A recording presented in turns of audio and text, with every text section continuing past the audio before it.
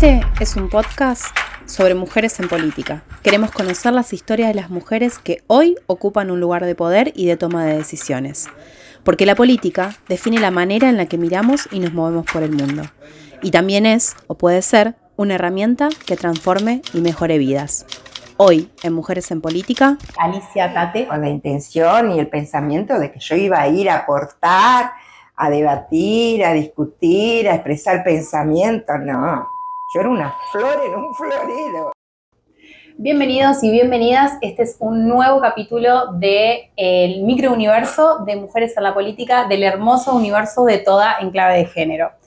Hoy tengo el gusto y el honor de estar hablando con Alicia Tate. Alicia, bienvenida. Gracias. Muchas gracias por estar, la verdad que estoy contenta de hacer la entrevista. Venimos ahí charlando hace un rato y está bueno haberla concretado, así que gracias por hacerte el tiempo de estar acá. A mí me gusta arrancar siempre la entrevista no presentando, sino rompiendo un poco el hielo y si tuvieras que definir quién es Alicia Tate, ¿qué podrías decir de vos mismo en tercera persona? ¡Ay, qué tremenda pregunta! Eso me encanta, porque yo hago esa pregunta y descoloco, y está bueno para descontracturar. Bueno, soy una persona franca, soy como soy, con mis virtudes y mis defectos, emotiva, comprometida, de las que no da el brazo a torcer cuando está convencida de algo. Eso soy. Alicia, y sos una persona con una trayectoria larga, extensa. Extensa, sí, con una larga vida hasta ahora que me ha permitido permanecer en el camino que elegí. ¿Vos sos abogada? Soy abogada, Sí. Soy escribana, soy mediadora. Ajá. Y soy casi profesora de inglés. ¿Ah, sí? Me faltan muy poquitas materias, pero lo tomé como un hobby. ¿En qué cuando era muy joven. Ah, mira. Sí, después que me recibí de abogada, tuve problemas con mis embarazos y había quedado muy afectada. Y bueno, me mandaron a hacer algo que me gustara. ¿Y le pusiste a estudiar? Y me puse a estudiar. Bien. Alicia, también, además de todo eso, sos una gran militante y defensora de los derechos de las mujeres.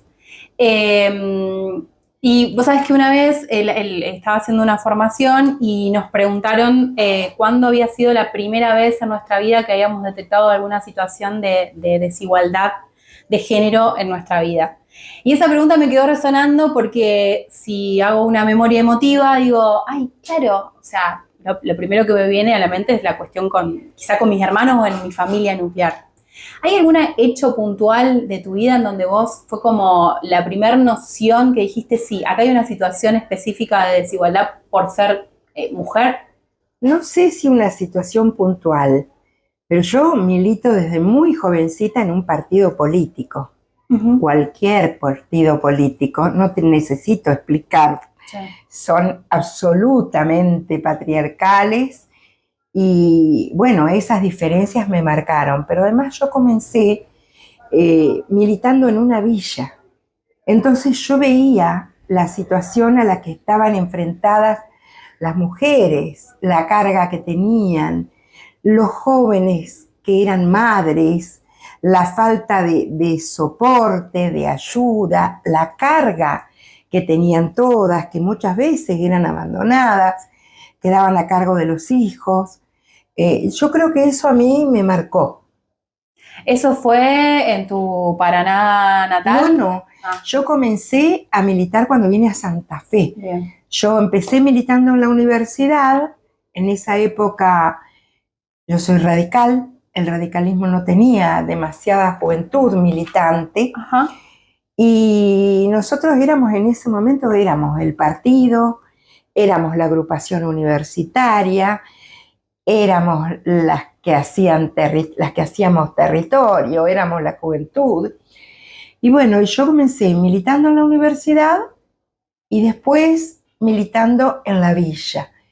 Fue un momento muy peculiar porque yo comencé a militar cuando lo derrocaron al doctor Ilia. Uh-huh. Siempre mi vida o mi desarrollo político fue en dictadura.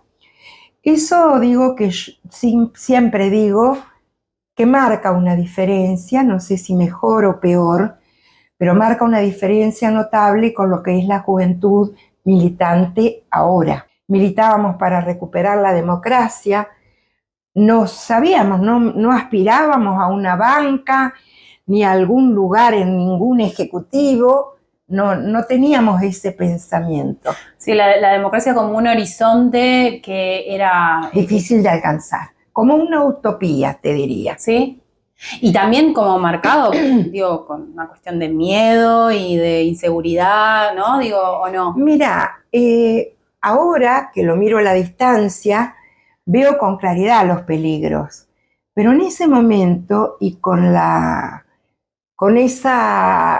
ese tinte que te da la juventud, no percibís tanto el peligro. Sabíamos que nos podían llevar detenidos, pero... ¿Nunca te pasó que te... En mi caso, no. En mi caso, no. Al que hoy es mi marido, sí, porque ya lo tenían fichado como dirigente estudiantil.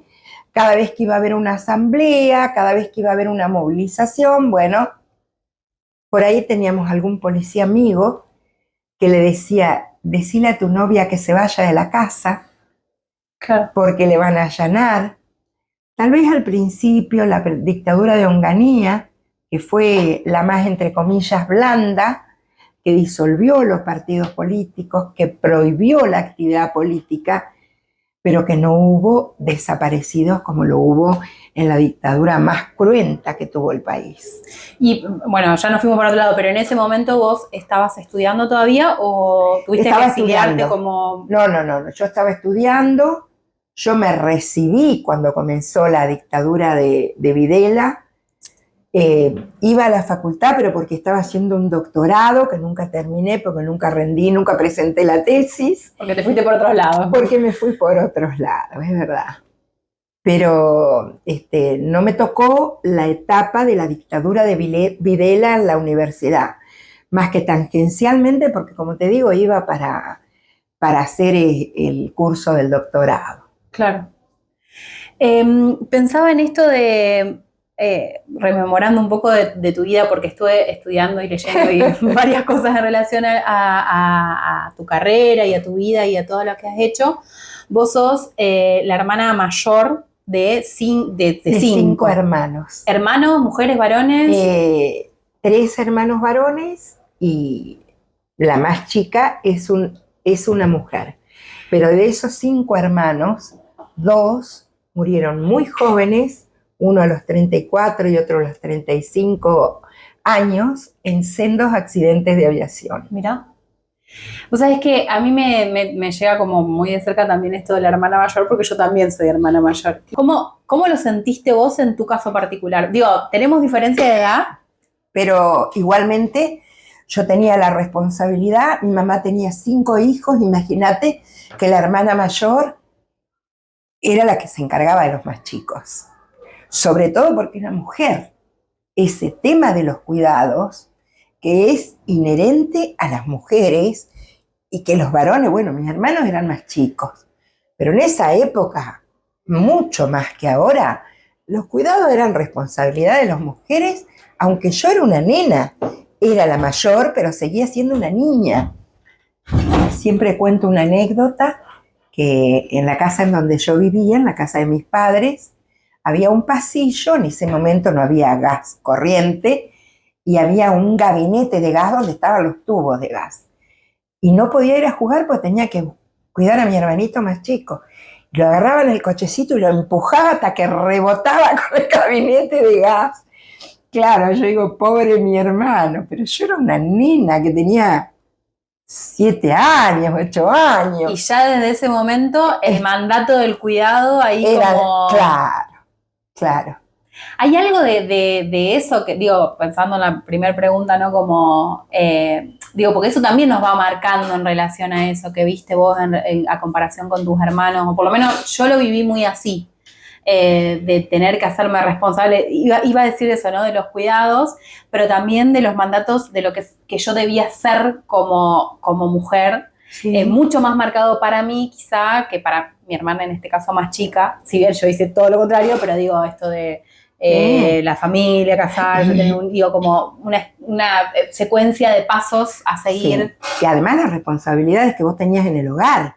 Porque claro. Yo en ese momento habría tenido 7, 8 años, pero después era más grande y siempre las responsabilidades, si algo había que hacer en la casa, era responsabilidad mía, no de mis hermanos. Claro. Varones. Con la hermana más chica tengo mucha diferencia y también tenían diferencia mis padres, porque uno aprende a ser padre o madre con la práctica.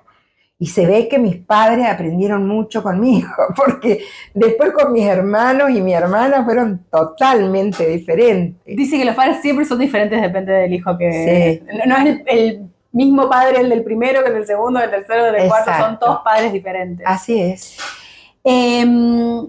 Contaste hace unos años, creo que también en la revista, esta anécdota de...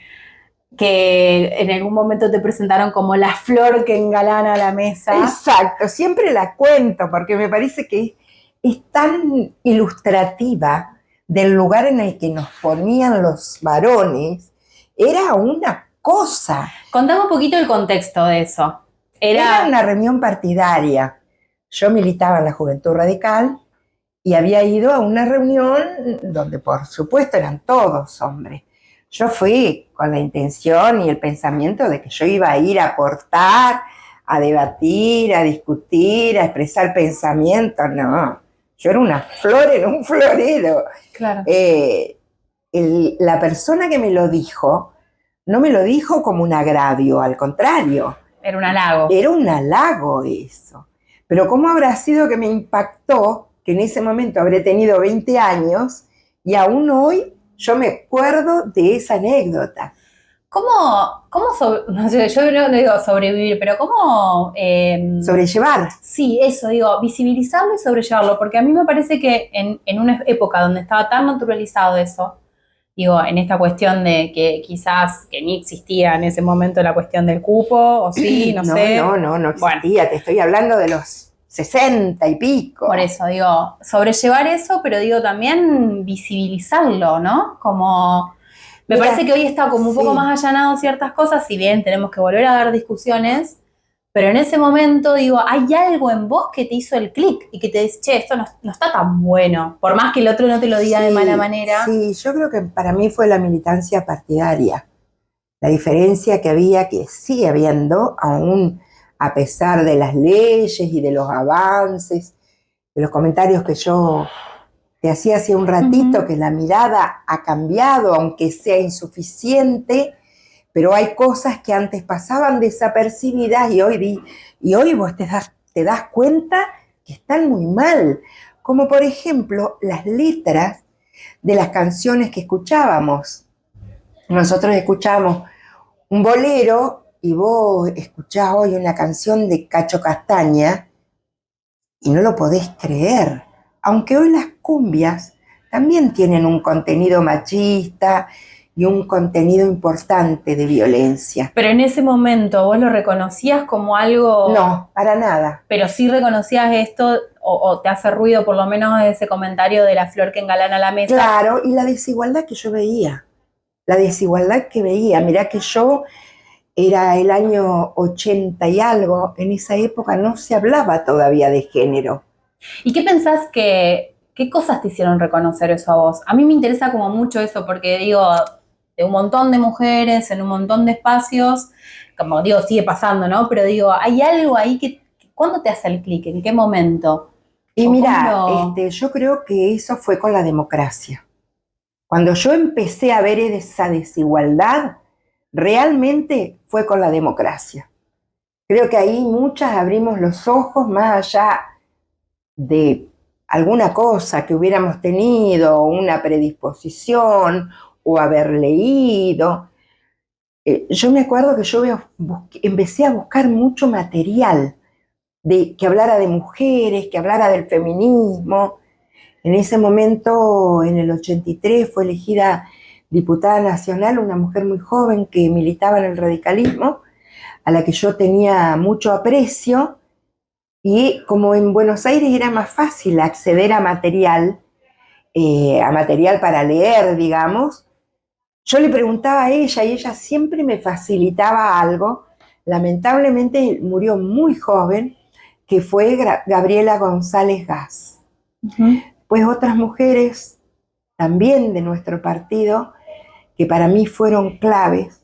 Una fue María Teresa Morini, que no es la más conocida. Todo el mundo, cuando uno piensa en una mujer radical, piensa en Florentina Gómez Miranda. Pero para mí la más importante fue María Teresa Merciadri de Morini. Mira, ¿y por qué?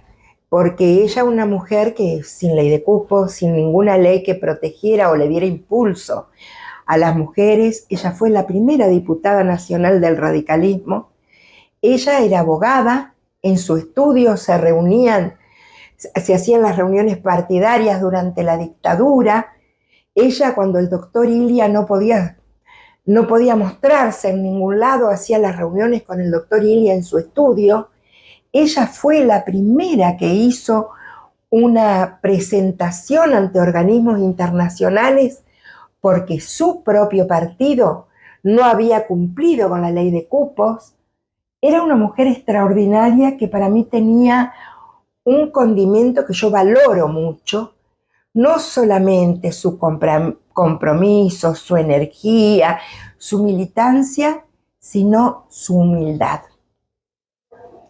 Yo cuando fui diputada nacional, me acuerdo que ella recorría los despachos cuando había ella ya había sido diputada nacional, había tenido varios cargos, había tenido un cargo importante en Cancillería durante la época del doctor Alfonsín, y ella iba cuando había un tema de género, algo que ella quería potenciar, iba a golpear la puerta de los despachos de los diputados para explicarles por qué tenían que votar ese proyecto. Una verdadera militante, digamos. Y tenía casi 100 años. Mira. Ella murió, creo que a los 103, no estoy segura. Pero mientras ella pudo caminar, siguió militando como una joven. Me surge, es inevitable no preguntarte, ¿no? Pero ¿cómo fue todo el proceso de la ley de cupo que después vino en la paridad, digamos, ¿no? Porque vos estuviste básicamente involucrada. Yo estuve muy involucrada con la ley de cupos, muy involucrada, y creo que fue valioso porque yo en ese momento era simplemente una militante. ¿Estamos hablando de qué año? Me parece que está bueno. 1991. En el año 91 se sancionó la ley de cupos. No estoy muy segura, creo que fue en el 91 las dos, la ley nacional. Santa Fe fue la primera provincia que sancionó la ley de cupos.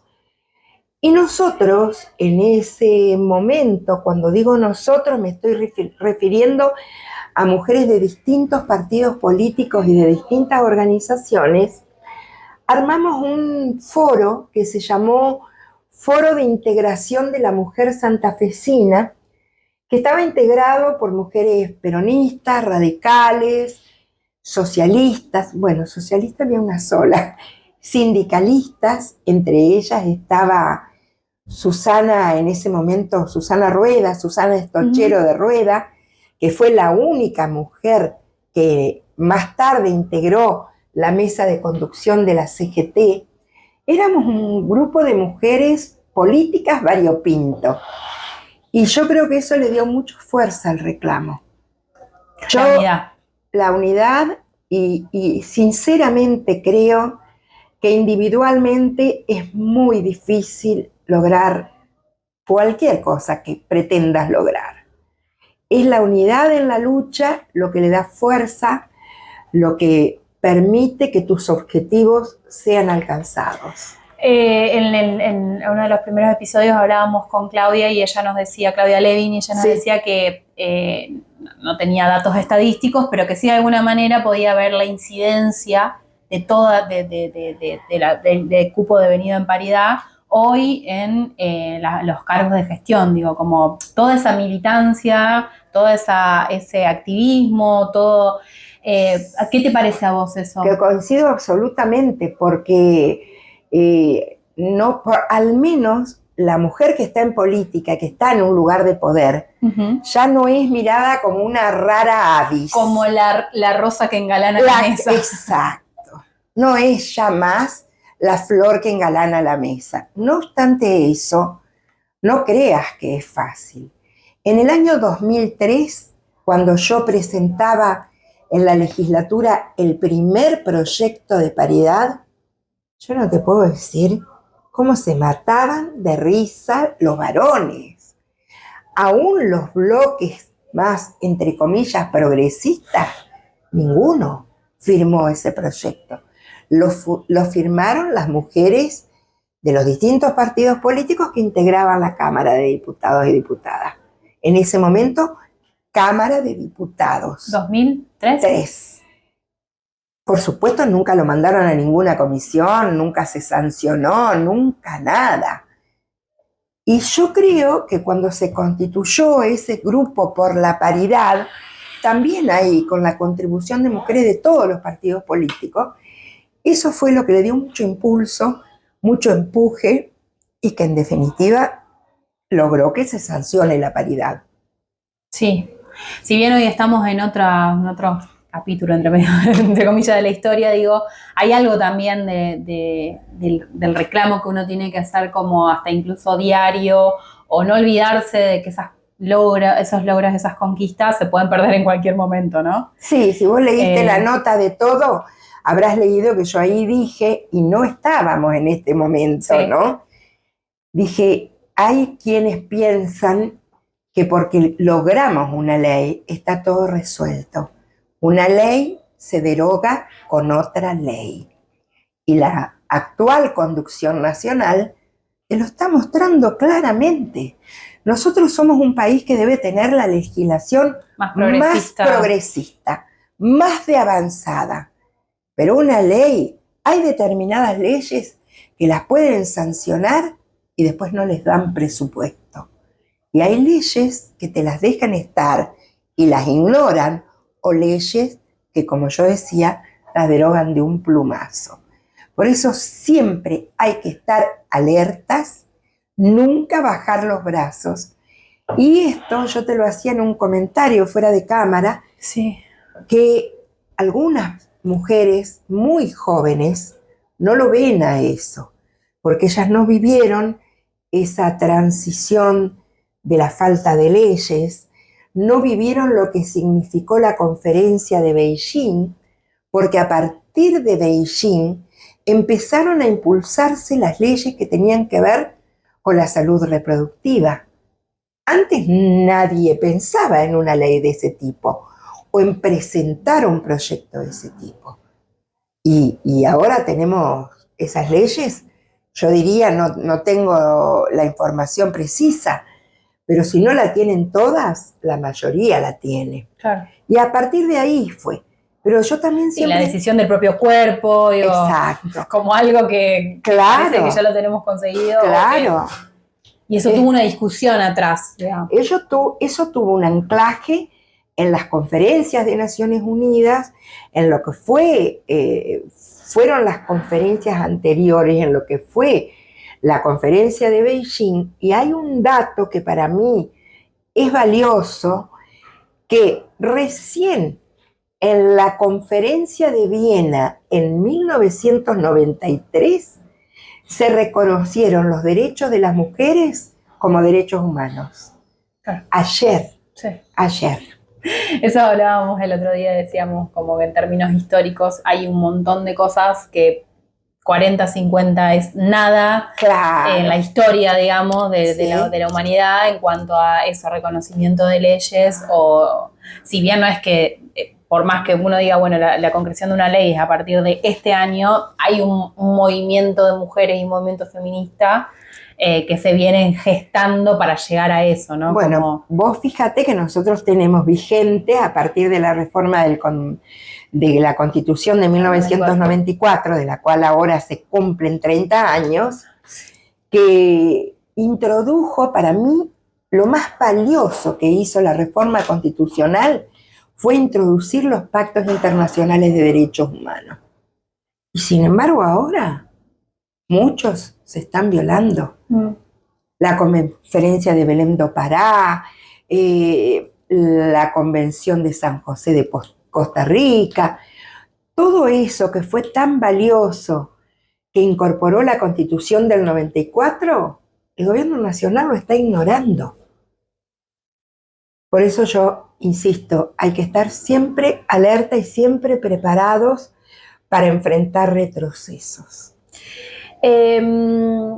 Quiero ir a dos cosas que también estuve leyendo bastante y viendo. Esto de, sos esposa, compañera de un dirigente político muy reconocido. No, pero esto porque me interesa mucho esta cuestión de pensar también cómo sobrellevaste el hecho de, tenés una super carrera, sos militante, sos abogada, sos un montón de cosas, pero a veces es difícil quizás ser compañera, esposa de un referente político y que te reconozcan como la mujer de, más que la mujer que hizo tal o cual cosa. ¿Cómo fue eso para vos? Para mí cuando era más joven no era tan importante, no le daba tanta trascendencia. Hasta que en un determinado mi cabeza hizo un clic y yo pensé, yo estoy perdiendo mi identidad. Porque yo no quiero compararme con mi marido, que es un dirigente importante, que tiene una historia muy rica, que ha sido una referencia nacional y sigue siendo una referencia nacional de nuestro partido. Pero yo, en broma, siempre le digo, haga lo que haga, voy a ser la mujer del Changuí. Si me divorcio voy a ser la ex del Changuí y si te morís voy a ser la viuda del Changuí. Yo de todos modos creo que yo con las diferencias que ambos tenemos, yo ya marqué mi camino y a mí el haber sido diputada provincial me hizo crecer en mi autoestima, porque ahí empezaron a conocerme como Alicia Tate. Claro. Y ahora tal vez la gente más joven sabe quién es Alicia Tate y no sabe quién es mi marido. Eso es justicia histórica. Justicia de género se llama eso, ¿no? Y hay otra cosa por la que quería sondear también, porque sos, como ya dije antes, sos abogada, sos militante, sos esposa, sos madre de, también sos abuela, y es inevitable preguntar esta cuestión de cómo has de alguna manera conciliado y qué costos has tenido que pagar también como mujer por tratar de conciliar, si pudiste, ¿no? Conciliar todas esas cosas. ¿Qué costos tenemos que pagar las mujeres y qué costo tuviste que pagar vos como Alicia para hacer? Muchos. Yo además cuando era joven tuve muchas dificultades, como te decía, para ser madre. Cuando quedé embarazada de mi primer hijo, estuve 9 meses en la cama, con el segundo lo mismo, con mi hija más chica un poco menos, pero fue muy difícil. Desde las posibilidades de ascender en mi propio trabajo, que no me permitían ascender porque yo era militante política o porque era la mujer de Changuí, y en una oportunidad supieron decirme, yo era secretaria de un juzgado en un pueblo, supieron decirme, no te presentes más a ningún concurso porque si te presentás te vamos a echar. Después, qué sé yo, desde que me decían cuando yo concursaba, las mujeres para este puesto no sirven, y después me mandaban a capacitar al que habían nombrado. Fue difícil, y después cuando mis hijos fueron un poquito más grandecitos, yo siempre tuve la ayuda invalorable de mi familia. De mi mamá, de mi papá en un primer momento, de las tías. Todas me socorrían para que yo pudiera estar un poco más con mi marido, para que pudiera viajar, para que pudiera militar. Y mis hijos también se acostumbraron a eso y la vida me premió. porque tengo 3 hijos que son lo que yo hubiera pretendido, lo que yo pretendía que fueran. Tengo una hija que cuando nació, yo dije, lo único que quiero para mi hija es que sea libre, y bueno, creo que se cumplió a veces en exceso. Mi hija es muy libre, mis hijos superaron a los padres, así que en ese sentido estoy sumamente satisfecha. Creo que el mayor logro que he tenido. ¿Tus hijos? Mis hijos. ¿Y algún sueño o cosa que te quede por cumplir? No sé decirte, querría en el cargo en el que estoy ahora poder dejarles algo a las mujeres y a las diversidades. Siento que todo lo que hacemos es poco y aunque vemos que hacemos mucho, querría hacer muchísimo más. Esa desigualdad todavía se nota. No voy a ver yo la igualdad porque ese es un cambio cultural que va a llevar mucho tiempo. No digo décadas, tal vez siglos. Pero así como yo puedo ver todo lo que se avanzó, yo creo que en los próximos años va a haber también avances que van a ser significativos. Falta mucho para lograr la igualdad, pero es la utopía. Y para cerrar, porque en realidad siempre cierro con esto que algún nombre de alguna mujer que te haya inspirado, pero ya lo dijiste antes de que te haga la pregunta, pero ¿cuál crees que es el aporte que hacemos las mujeres en estos espacios de toma de decisiones, en estos espacios de poder, en estos espacios políticos? Porque yo creo que hay alguna cuestión significativa. Pero ¿cuál crees que es para vos el aporte que nosotras hacemos y cuál crees que es el aporte que vos hiciste? Mira, aunque la pregunta ya te la había respondido, a mí me gustaría decirte que yo el mayor ejemplo que tuve en la vida fue mi madre. Uh-huh. Porque mi madre fue una mujer muy resiliente, perdió a su mamá cuando era muy pequeña, su padre era violento, y ella tuvo una vida muy dura. Después se le murieron 2 hijos. Y ella nunca bajó los brazos. Para mí, mi madre es el mejor ejemplo que puedo tener. Y después, nosotros le damos una mirada diferente. No es que le demos una mejor mirada. Sí creo que muchas veces le damos una mirada más desde el corazón. Pero aunque no sea así, aunque la mirada del varón sea de la misma manera emotiva, son complementarias, no tenemos la misma mirada. Por eso es importante que confluyan ambas. La gente entiende mal cuando uno habla de feminismo, porque piensa que el feminismo es estar en contra de los varones. Y no es así. El feminismo es la búsqueda de la igualdad. Es conseguir que todos tengamos los mismos derechos, que todas podamos acceder a lo mismo que accede cualquier otro género. Y me parece que eso es lo que hay que buscar.